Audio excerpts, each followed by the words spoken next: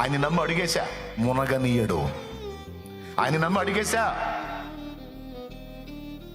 పేతురు నడుస్తావా, నడు అంటే అడిగేశాడు, నడుస్తున్నాడు. గాలిని చూచి భయపడి మునిగిపోసాగాడు. వదిలేడా ప్రభు? పరిగెత్తుకుంటా వచ్చి పేతురుని బట్టి నిలబెట్టి, చిరునవ్వున్న అల్ప విశ్వాస, ఎందుకు సందేహపడ్డా? ఎందుకు పరిగెత్తి వచ్చాడు తెలుసా పేతురు దగ్గరికి?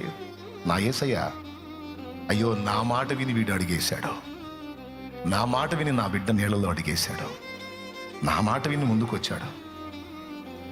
ఏదో అటు ఇటు చూసి కొంచెం శోధించబడ్డాడు, కానీ నన్నే కాకేశాడుగా.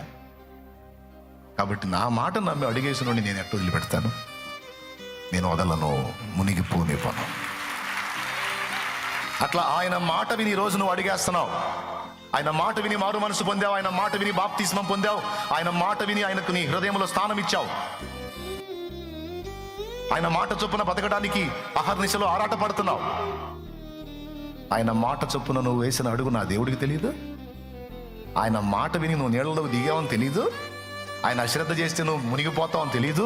అందుకే చెప్తున్నా, నిన్ను ఆయన మునగనీయడు.